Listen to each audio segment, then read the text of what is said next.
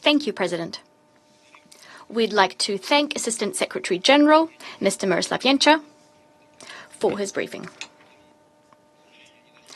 Unfortunately, it has not been properly updated. You did not mention the fact that today we circulated our letter regarding the assessments in the letter that you did mention, the German letter, as well as issues stemming from the German investigation. I think to get the full picture, that must also be taken into account. Colleagues, 1 month from now, on the 26th of September, 3 years would have passed since, in the international waters of the Baltic Sea, in the exclusive economic zone of Denmark and Sweden, 2 branches of the Nord Stream pipeline were blown up. Since the very beginning, it was clear-cut for the international community that what we have in our hands is an unprecedented, deliberate destruction of an object of cross-border undersea civilian infrastructure, which resulted in direct risks for the region's environment and navigation in the Baltic. This irresponsible act drew the attention of the entire world, states, the media, civil society. Given that this terrorist act dealt a serious blow to the interests of a whole host of countries, it was beyond doubt that we needed a meticulous investigation of what happened, an identification of the perpetrators, and to ensure that such crimes would not be repeated. Against this backdrop, we, together with many other colleagues, were within our rights to expect from Germany, Denmark, and Sweden, which launched their national investigations, requisite efforts and cooperation with all parties involved. Yet, despite these well-founded expectations and countless appeals to do the above, these states chose a different path. They decided to keep the international community out of the loop on rare occasions, giving the media snippets of information, non-specific information that not only doesn't allow us to form the full picture of what happened, but even to understand how the investigations are unfolding and roughly who the suspects are. All of this done on the pretext of needing to ensure the confidentiality of the investigation. This was rather bizarre, because the suspects weren't hiding, they were actually boasting about their involvement in the terrorist act. Plus, all 3 states refused to cooperate on the investigation of the terrorist act, to cooperate with either the Russian Federation nor as part of international efforts. In parallel, and this actually only heightened suspicions about the fact that a serious investigation was not within their plans, Western allies of the 3 aforementioned states, including those on the council, repeated the same ideas as if they were a mantra. They said that they fully placed their trust fully in the investigations being conducted by Berlin, Copenhagen, and Stockholm, which are, and this is their term, effective. It's unclear how they could judge as to whether they were effective, if all we found out during the investigations suggested the contrary. Meanwhile, they hysterically criticized initiatives put forward by Russia and many other countries, including Security Council members, initiatives aimed at an international investigation being conducted under UN auspices, which, and this is our firm conviction, would complement and coordinate national efforts. It would have done nothing to undermine them. As a result, precious time was lost. The Danish and Swedish investigators' work ended just as we had predicted. They took almost 18 months to, and here I'm not exaggerating, to come to just one conclusion. The Nord Stream pipeline was indeed blown up. By whom, how this was done, they could not determine. It's as if, after a murder investigation, the investigators, after 18 months of work, would have concluded solely that the victim had been killed. It sounds laughable, but despite the absurdity of the situation, all of our Western colleagues continue to commend the work undertaken by Stockholm and Copenhagen. As for German investigators, which formally continued their work, were clearly instructed to delay the process in any way possible. After all, as soon as their work is completed, the Western camp will have no arguments that are at all convincing against an international investigation. Thus, it took almost 3 years for Berlin to announce a new development in the case. As Mr. Jenča already said, according to a press release by the Federal Prosecutor of Germany, between the 20th and the 21st of August in the Italian province of Rimini, on the basis of a European arrest order issued by the Federal Court of Germany, a Ukrainian national, Sergei K., was detained. He's accused of being part of a group which supposedly directly executed the pipeline explosions. That's where the novelty and the specifics end. Yet the official communications from the Berlin authorities were picked up on and widely disseminated by German and international media. Spiegel continued to promote a version according to which there were Ukrainians involved in the terrorist act, elevating this to an incontrovertible fact. ARD, the TV channel, and Sabotage Zeitung, as well as Zeit, citing the arrest order within their possession, named a detained leader of a so-called diversionary group, which in September of 2022 placed these time-delayed explosive devices under the two branches of the pipeline. The aforementioned Sergei K. supposedly steered the sailing ship Andromeda, which transported the purported terrorists, but did not actually dive himself. On the 22nd of September, this man, if we are to believe the German authorities, as we don't have any other sources, disembarked and went on his merry way to Ukraine. He denies his guilt and says that he has an alibi. He says that during the events in question, he was in Ukraine. Distinguished colleagues, any impartial expert given the above would come to one and only one conclusion. The German authorities, by giving these revelations, are inching us towards that very same version of events which was actively disseminated by Western media starting 2 years ago. A little over 2 years ago. According to this version, the terrorist act was conducted by an autonomous group of Ukrainian amateur divers on the yacht Andromeda.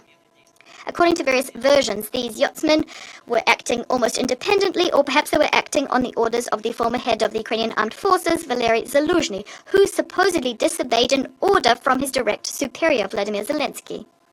In other words, not a single state, not a single leader was involved or guilty of the terrorist act.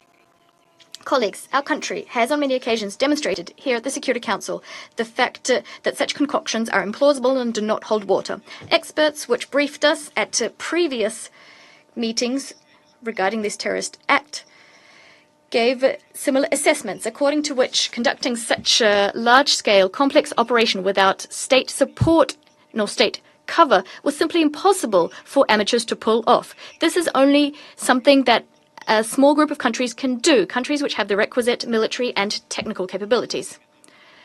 Judge for yourselves. We're being asked to believe that in the middle of the Baltic Sea, in an area where there's a great deal of navigation and a significant military presence, including NATO vessels presence, a group of semi-professional divers went unnoticed, reached the island of Bornholm, descended to a depth of 70 to 80 meters, and installed in these murky waters explosive devices on both branches of the pipeline, which is protected from environmental and man-made disasters using cutting-edge technologies. This is the plot of a spy thriller. Despite this version being completely incongruous, it does have one big advantage for the West, those in the West who applauded the explosion of the Nord Stream pipeline and were proud to be linked to those who committed these acts. It shifts the attention and places the spotlight squarely on scapegoats who were perhaps involved but were not acting alone. This is basically all the German investigators had to say.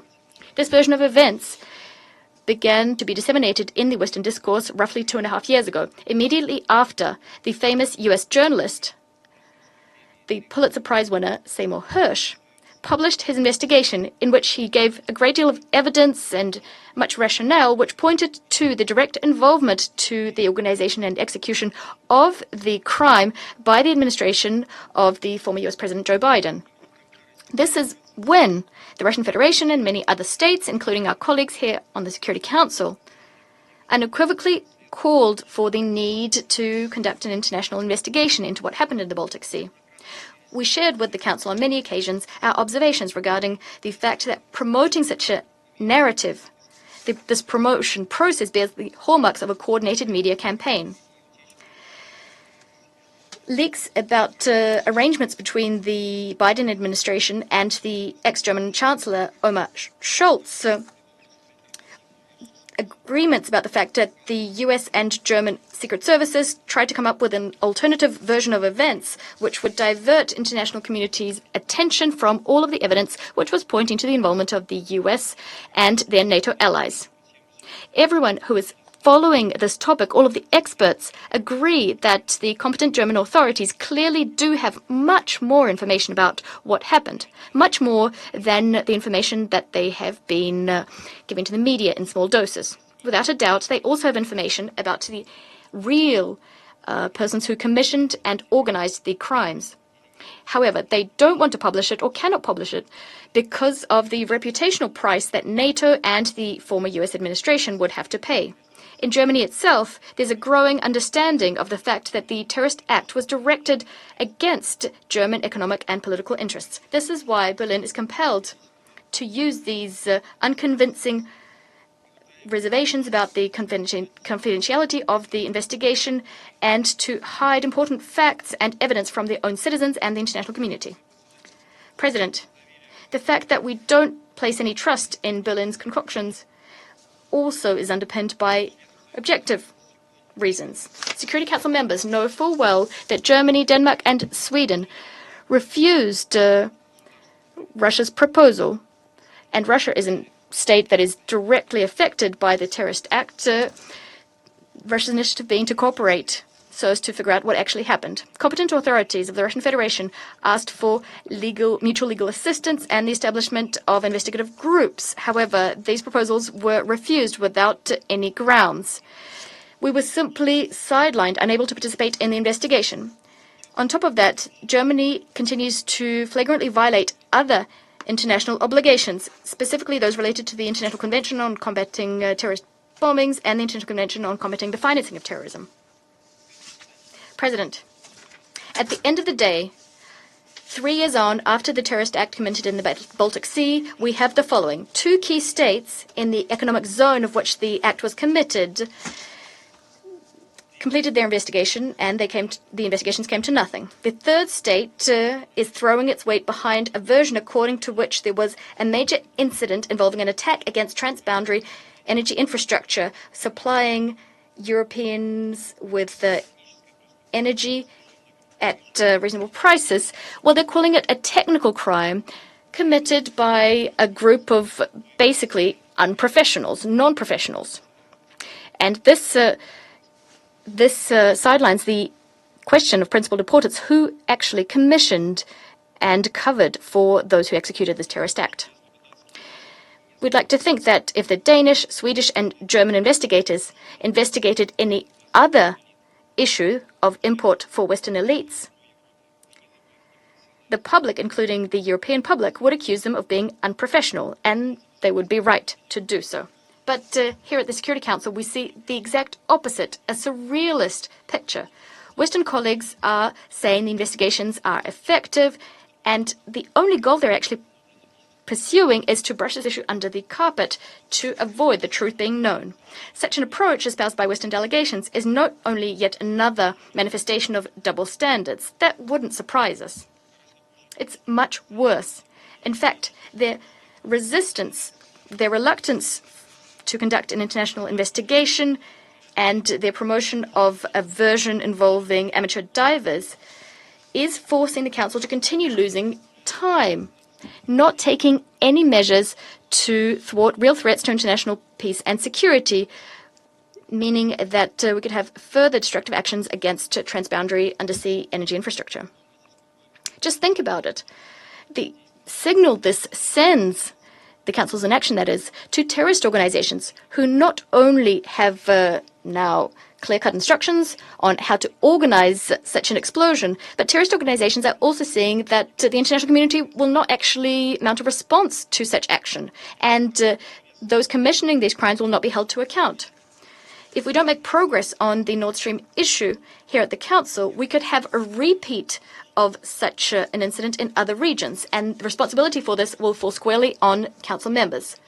We call on reasonable Council members to think about this long and hard, and for the German authorities not to try and cover up the truth but to demonstrate genuine cooperation and to provide the information in full, all of the information in their possession. We're also counting on the German delegation to participate in council meetings on this topic, instead of using pro forma excuses.